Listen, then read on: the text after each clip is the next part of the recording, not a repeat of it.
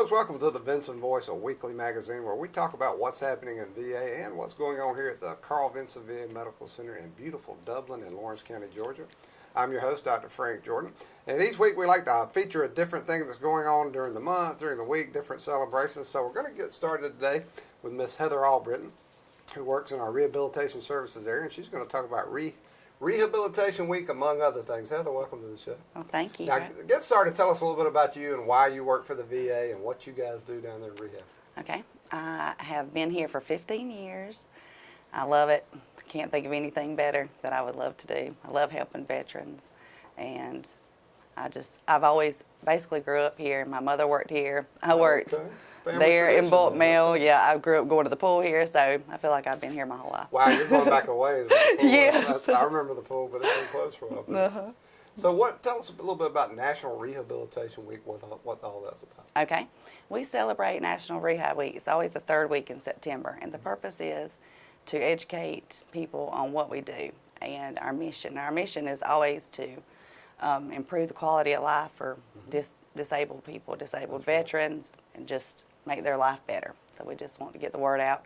So we do activities all throughout the week to encourage employees to come down and just get a taste of what we do. Learn about rehabilitation? Exactly. Yeah, you know, when I talk to people about VA, I think the first thing that pops in a lot of minds is exactly what we're talking about. People, oftentimes it's veterans with missing limbs, yes, different injuries that are visible, and I think that's kind of the iconic image of the injured veteran that people think VA deals with, and we do deal with a lot of that, and we innovate a lot of the things you see. So tell us a little bit about that kind of stuff. What's going on down there? What's exciting you guys in rehab these days? Well, just anytime we help someone get better, watch someone walk for the first time, help somebody feed themselves for the first time after they've had a stroke, anything like that excites us. So we get excited every day here because we get I think that, those of us who are able-bodied and can do these things for ourselves, we really don't give a lot of thought to what it takes. I mean, I have a friend, I'm not going to name him because I don't want to talk about his health care on TV, but I have a friend who went through a stroke at a fairly young age, and when I saw him, I was greatly concerned. I said, this is not the vibrant, friendly guy I knew, and I was really worried that was pretty much it for him. And then I saw him maybe a year later, and wow, he was back to his old self. That's and it right. turned out he did a lot of rehab and had a lot of good people that worked with him. So was there anything in particular that made you personally want to get in the rehabilitation services? Or Yes, my grandmother had a stroke, and I watched her go through rehab, and I watched just the amazing therapist help her go from not being able to do anything to being her old self again. So it really made me want to do the same thing with my life. So I'm very blessed to get to help people every day. Right. That's fantastic. I love to know there's a personal connection Yes. with what you do, and I think it makes you more passionate about your job. It does. Now, I get asked this a lot. Now, when people ask me about the rehabilitation, disabilities, that kind of thing, they think older veterans a lot of times. But we've got a lot of younger veterans who are coming back and having need of our services. Have you experienced a lot of that, the Iraq and the Afghanistan veterans? Yes, we are seeing a lot of those and a lot more female veterans than we had been seeing it. We see them for a lot more pain management, shoulder problems, that kind of thing.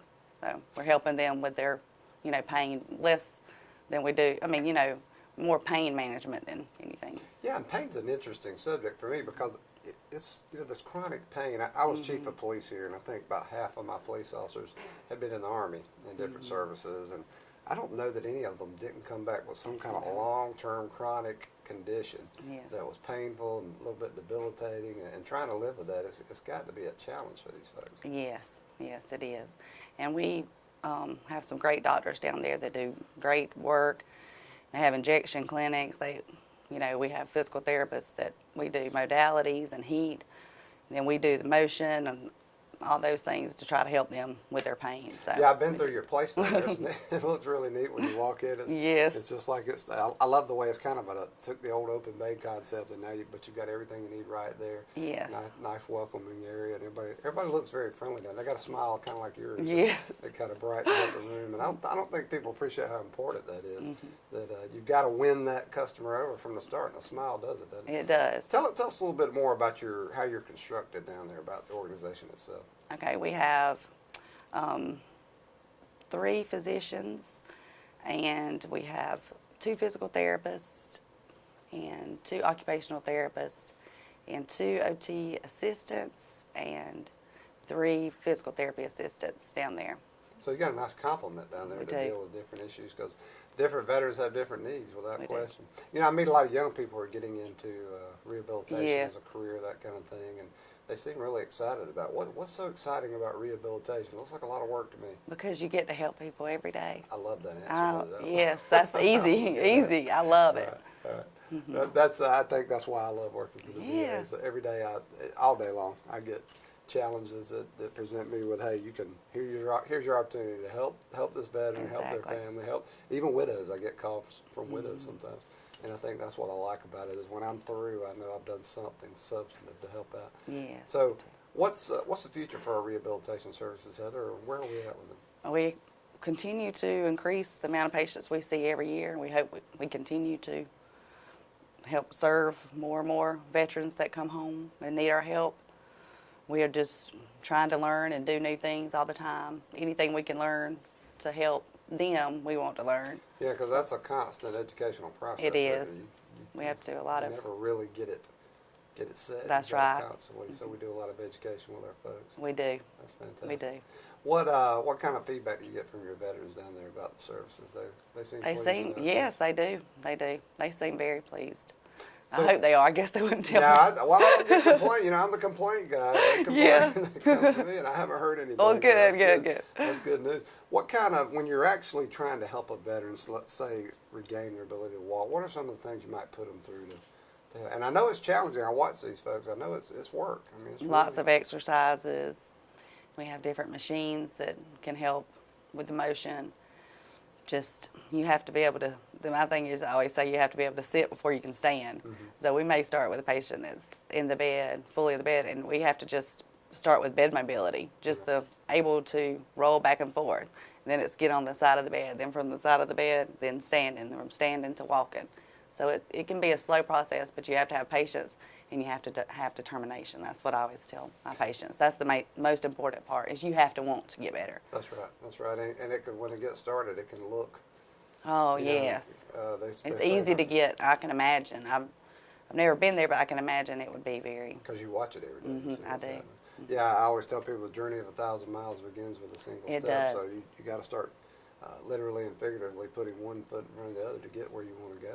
And next That's the thing you know, you truth. turn around and you're down the road. Because I'm amazed. I see some of these folks go in and I'm wondering what their prospects are, and then I see them come out, and it's like, wow, they're, 6 months later, they're like a different person. That's right. It's just amazing. So you guys got a strong team down there. we do, a great team. So what is there any one challenge that these veterans are facing, Heather, that you think that rises to the top, kind of stands out, that's most difficult for them to deal with? Well, it's different for everybody. Just like veterans are no different than general population, that something may be challenging for me that's not challenging for you. So may have someone that has a stroke that it's not very difficult for them to get over, but then they may have a hip surgery that they have a hard time getting over. You know, Yeah. it could, vice versa. So you can't really pinpoint So one you thing. have to take a idiosyncratic approach, a unique Exactly. approach, and I like that because that's personalized healthcare. That's good Exactly. stuff. And I know now one thing, I've had friends recently. It seems like several of them have gotten involved with having to have knee reconstruction and hip Yes. stuff. Boy, that's something We I see a do. lot of those, a lot of hips and a lot of knees, and more shoulders than we've been seeing. And Right. so, But the good news is the technology's there, and exactly, we're coming a long way with that. exactly. And VA leads the pack there. That's right. That's right. We innovate this stuff, I'm proud to That's say. right. When you see these, especially when it comes to prostheses and that kind of Yes. stuff, we I have love- innovated a lot of that stuff, right? Yes, I love to see when they come and show us new things that they can do. It's amazing. Well, Heather, it's good to know we got people like you so enthusiastic about your job and with such a beautiful smile flashing for our veterans and other customers. That's what we need. That's 'Cause right. that's where it all starts, that friendly attitude, That's that right. welcoming smile, and honoring the service of America's heroes every day. So thank you for what you do. Thank you so much for having me. Glad to have you here. Folks, we'll be right back with more Vinson Voice. The Ice House is a beautifully restored warehouse in downtown Dublin that mixes Southern grace and history with an urban modern flair. Book your next special event today at 278-7224. The Ice House, downtown Dublin. Hello, folks, and welcome back to the Vinson Voice. My next guest is a good friend of mine, Mr. James Calvin McNeal. I call him Mac. I don't know if Mac really likes me to That's call him fine. Mac, but we're buddies, so he doesn't say anything. Yeah, that's But fine. Mac is involved with a lot of things here at the medical center, and we both agree.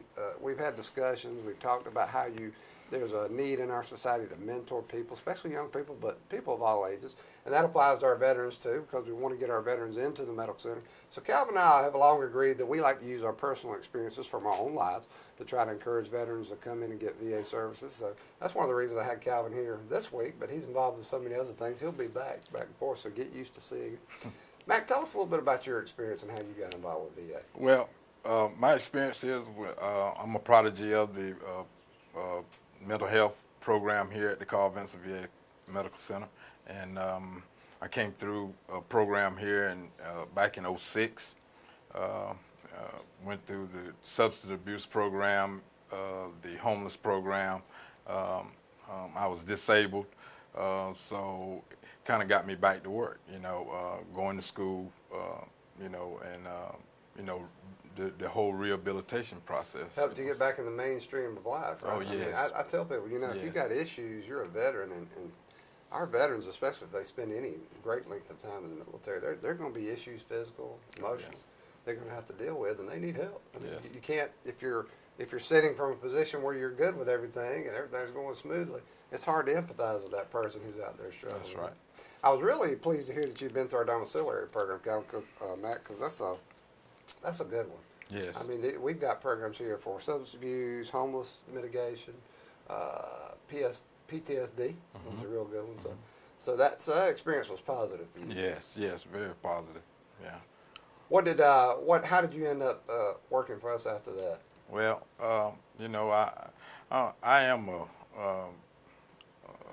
God-fearing man, so I know God had a lot to do with it. I fill out the application. I fill out the application, and a couple of months after I got out of the program, they called me for a job here at the VA. That's fantastic. Yeah. And one wonderful thing about it is I work on the same floor that I was on. Oh, that's when great. I was ill, when I was sick. And So you really can tie in your, oh your yes, personal experience. that's why I love working for the VA. Because I'm able to help somebody else. Yeah, as veterans, we have an immediate way to establish a rapport with our other veterans because we can immediately say, okay, I'm a veteran too. Right. Let's talk about our experiences a little bit. Exactly And here's right. what I've dealt with. So that's got to be a huge advantage. Oh, when yes, you're working. yes, Now, yes. where are you working now? Clarify for us. I'm working on 15B, the acute care ward. Acute care, that's right. Acute Certified nursing assistant. That's what we call our hospitals, acute care. Right. Yeah. So that's folks. Sometimes they're with us a day. Sometimes they're with us a little longer. Right? Yes. But you do so many things here, Calvin. Tell us some of the other stuff you're involved with here. Wow. I know it's hard to know where to get started for you. I do. Sometimes I don't know whether I'm coming or going, but Right. it's all about service, So it's good for me, But I'm a customer service ambassador for the acute care ward 15B. Thank you for that. I am the coordinator for our new honors escort program. Yeah, and I talk about that, and that's where I want to get. I'll tell you, that's Well, one of the things. I that- love the honors escort program. Yes, this is the one program that I'm so grateful to be a part of, because it gives a little closure to the family, and a little dignity where we used to, kind of hide death when one of our veterans passed away, but they should be honored going and coming from our facility, and that's what we do today. Yeah, describe that process. A little bit That for us, process is what we do is we escort him, our veteran, either from his unit or from his room. There's the ones that died. Right, the Yeah. ones that pass away, from his unit to the morgue or to the funeral home car. And what we do is we at the end of the march, we fold the flag, and we talk to the family and let them know that we're here for them, as well as the veteran. That we're there for them too. Yeah, what we're trying to do is show that we have a relationship with that veteran from before they get in. And in a few minutes, we're going to talk to young man who's just getting out of the military, and we're gonna harass him to make sure he gets his benefit. But we have a relationship with our veterans from before they come in, while they need us, and even after death and after. Correct. You know, that's what the Honors Escort program is all about. Correct. And I watched, and there's a great video if you go to YouTube and put in Honors Escort. That's all you got to put in. It'll pop right up. And you can actually watch a video of our folks practicing to do an Honors Escort. It's a beautiful thing. We've got people from different disciplines around the hospital, volunteers, veteran service organizations, family members in some cases. And they strike the gong as they walk. And all of our folks are wearing a vest with different military seals on. Correct. It's just a wonderful thing to behold because, and it's, you know, I think some people look at those things and think they're like an add-on, Mac. Yeah.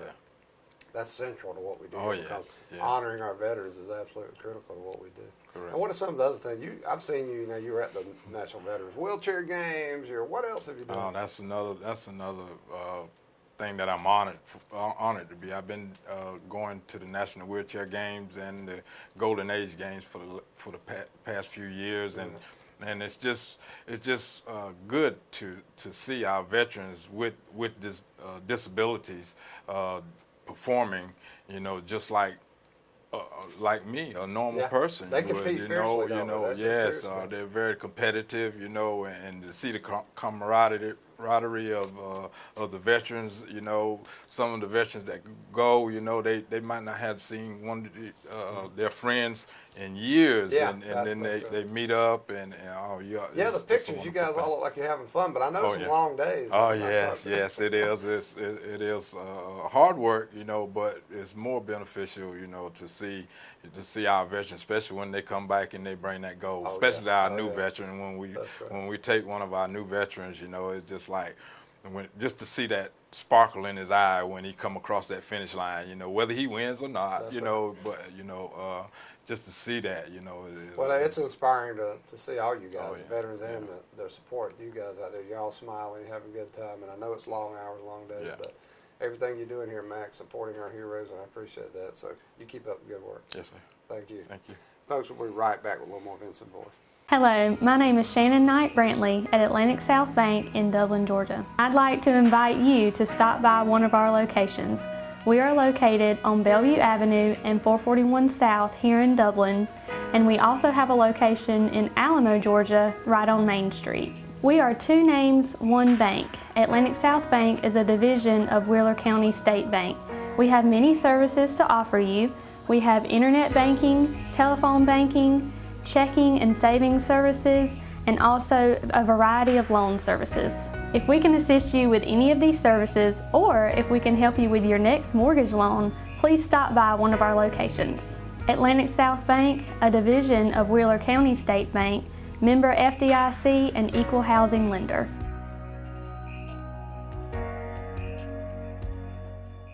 Folks, we're back with more Vinson Voice now. Our next segment is really going to be interesting because what we've got here is an actual veteran, soon-to-be veteran, who's coming back. He's coming into our system. He's applied for his benefits, and he's going to come to the VA and let us help him. And so we want to get his perspective on things. And this is Chief Warrant Officer 3, Aaron Cox. I get that right there, Warrant Absolutely. Officer? All right. Well, tell us a little bit about what a warrant officer is to start with. You're in the U.S. Army. We see that. Yes. Tell us a little bit about Well, that. actually, you know, we are subject matter experts in our career fields, and you know, so mine is logistics. So basically, everything that covers logistics, we are the be no do of that business. So you came out, you were enlisted first. Right. And then you attained the rank of Chief Warrant Officer. Right. I transitioned from being a sergeant first class into becoming a warrant officer candidate. That's right. Successfully graduating warrant officer candidate school in 2008, and I'm transitioning now to become a civilian. And you were how long were you in the Army? 20 years, 7 months, and 16 days. You sure about that? You got it down? Or you I think got you it down. right? I got it down. And I do the same thing, but I was in the Navy. I do the same thing about my sea duty. I floated for 1 year, 1 month, and 21 days exactly. So I know exactly what you're doing. So tell us a little bit about your experience in the Army there. Well, I've had some really great experience. I have some great leadership, some great soldiers. I really had a lot of great mentors. I had a lot of support from my family. One particularly my brother, who just did the interview. That was Mac before him. Right. All right. Another brother of mine who actually retired as well. So a lot of my footprint comes from family tradition. and the experience has been great. I mean, I've done 3 tours downrange, 1 in Iraq, 2 in Afghanistan. Thank you for your service. Oh, no problem. One should be enough for anybody, but we're glad you Right, made it to protect right. us for those 3. What, let's see, you said you just got back from Germany. Is that what you were telling me before? Yes, yes, sir. Tell us a little bit about being in Germany, because you were there a long time, right? Actually, I was there for 14 and a half years, 14 and a half years. off and on, with this last tour being the longest that I stayed there at one time. But it was great. I had a lot of great memories of Germany. Got a chance to travel around Europe. Yeah. Certain things that the average, civilian are not able to do unless they prepare, financially for it. But I was just blessed to be over there and get a chance to experience that culture. Well, you must have liked it, because I know they didn't make you stay for 14 years, so you must have asked to stay, right? Right. Well, yes, I got I had a little bit of history there as well. My wife is from there. Okay. So as long you as got a young lady, and I can see how that might get you to stay. yeah, she had a pretty decent job, so we wanted to capitalize on her education as much as possible, and her benefiting her country. Right. So. And you got some little ones too now, right? Right. I have a 4-year-old and a 1-year-old. Right. Part of the reason Now why. tell us names. Give us your wife's name, because we don't want you to go home and get in trouble. My wife's name's Christine. My 4-year-old is Zoe, and my 1-year-old is Nia. Now, you made a comment before the show, something about your 1-year-old had been here before or something. Explain that to me. That was funny. Oh yeah, no, she's lively, is what she's very live. She has a great character, and Right. I don't want to miss any of it. Oh, yeah. And that's part of the reason why I'm actually deciding to exit, successfully now. Yeah, it sounds like your timing is good as far as that goes. It is. It's funny you mentioned travel and being in Germany. I joined the Navy because I wanted to travel. Now, I'm young from Georgia. I don't know anything. So I'm thinking Navy, they float, they travel. Turns out I probably would have been better off in the Army than going to Germany, because from Germany you can just travel just about anywhere in Europe, right? Right. So what's, you were telling me something about your post-military career. What's that going to be like? Well, I was offered a position with Defense Intelligence Agency in Washington, D.C. As a staff officer. And basically, I'll be supporting the troops and veterans that are downrange. Can't really go into too much in detail about the job, because I start October the 3rd, and they'll give me more details about it then. But the point is, you're still going to be serving your country. I'll still be serving. Right. It's hard to get that, once you experience that discipline from the military and that camaraderie and that fraternity and brotherhood, sisterhood, it's hard to get that out of your system. It is. I'm very elated to continue to serve. Now tell us a little bit about, and you said you're going to be in Washington, D.C., I think you said, right? Yes. Tell us a little bit about your VA. Now, why did you go ahead and put in for your VA services? Because I'll tell you what, we had a problem in the past with our veterans getting their services in too late. Veterans like me would wait until they had a need before they actually applied for anything. And we want them to do it before they get out if possible. So how did it turn out that you went ahead and put in for your benefit? Basically just lessons learned from prior veterans. Kind of, getting in my ear. My brother is one. I know he works for the VA, and Right. he preaches He probably to me. pounded it, did he? He pounded in my head Get your benefits, get your benefits. right, to make sure that I owe it to my family as well as myself to continue to try to get the benefits that are offered. Yeah, I tell a lot of veterans that it's not just you. You got family, you got people who care about you and worry about you. You need to get those VA benefits, and you need to put them in right now. So when you actually need something, it's already there. Right. So you've got your paperwork in. You're gonna be coming to the VA at some point, right? Absolutely. That's fantastic. Absolutely. So, do you think it's something you'll go back and tell those? You'll be interacting with all these military people a lot. Do you think you'll be advising them, hey, get your benefits in? Get your benefits? Yeah, actually, on my way here, to this interview, I actually was talking with one of my fellow veterans and letting them know all the things that are offered out there. So, I mean, I'm definitely going to be an advocate for the VA. Oh, I'm glad to hear that. Yeah, when I was growing up, the VA had a bad reputation in some ways, and you heard all these bad things. And I was surprised when I came into the modern VA, the difference from what I'd heard and the reputation I'd heard and what I actually saw. Because I don't get health care benefits, and to this day, I wish I could get in there, because I love what they're doing. We've got such a wide range of services and programs. And what we're trying to do is meet the needs of our veterans at every level and for our relationship. Mac before was talking about the Honors Escort program, and we're so excited about that, because that helps us to close out that relationship with that veteran in a respectful way. So yeah, we're glad to hear you young guys getting your benefits set up before you even get out. That's fantastic. Right. So you're off to D.C. soon, huh? Yes, I am. Well, Aaron, let me tell you something. I want to thank you for being here. I want to thank you for your service to our nation. And like I said, 3 tours for anybody more than should be expected of you, but we're glad that we have people like you out there doing this. And make sure you come to the VA and get the help you need when you need it. Absolutely. Thank you. All right, thank and you. folks, we'll be right back with more Vinson Voice. Dublin Rising is one of Georgia's newest recipients of the Community Home Investment Program for 2016-17, a grant that awarded $160,140 for building and/or rehabilitating houses for low and moderate income families. We say thank you to all those who helped us achieve this very significant grant for our community. Dublin Rising mission statement is to mentor low-income residents living in Lawrence County to improve their social and economic conditions while creating broad neighborhood partnerships. This mission is accomplished by encouraging homeowners via building or rehabilitating decent, affordable housing. We actively work with the City of Dublin and Dublin Housing Authority. Dublin Rising, resident, implemented, spiritually inspired neighborhood groups. A proud sponsor of At Home in Dublin. Folks, welcome back to the Vinson Voice. We like to close out each episode telling you a little bit about events that are going on here at the Medical Center. And coming up here on September 24th, we have our homeless stand down in Macon. Now that's a great way to reach out to veterans who are homeless, offer them resources. We actually provide them with toiletry items, other things they need on a practical level, and we make programs and services available to them, information about that. And we have other agencies from around the state come to help our veterans. So that's something you might want to get involved in. If you're interested, please contact Nicole Sanders, our homeless coordinator, at 478-272-1210, extension 2122. Or you can shoot Nicole an email at nicole.sanders3@va.gov. Again, that's a homeless stand down on September 24th. We hope you can join us to help make our homeless veterans' lives a little better. And then next, we're going to have a fall festival on October 15th from 10 a.m. to 1 p.m. Now, it's on a Saturday. It's going to be great. We're having these every year. Again, we invite our local community in. We have a lot of things available. It's a health fair, combination information fair. You can bring the kids. It's going to be a good time. Again, that's October 15th, 10 a.m. If you're interested in participating or knowing more, just contact Nurse Dorothy Gibson at 478-272-1210, extension 3572. Or you can shoot Miss Dorothy an email at dorothy.gibson, that's Gibson, at va.gov. We hope to see you there. And another note for our veterans, I want to remind you that on November 15th, our emergency department is going to officially convert to an urgent care center. This has been a long time coming. We've been communicating about this for quite a while.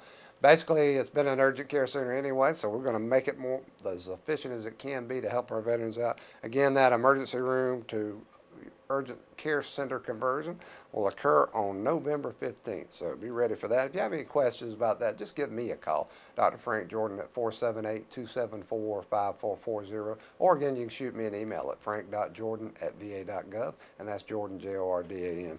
And finally, you can take a tour of the medical center, whether you're an individual or a group. Anytime, just again, call me and let me know you want to take a tour and we'll set it up. We really love to see the kids come through, whether schools, churches, Boy Scouts, Girl Scouts, any group. Come out here and see our history and see what we're doing to care for America's heroes every day. And then get on our social media. We would appreciate it if you get on our Facebook, follow our Twitter feed, share the stuff that you see. I tell you what, that Facebook is the quickest way for us to get out information about services and programs. We put a lot of history tidbits on there, a lot of interesting stuff.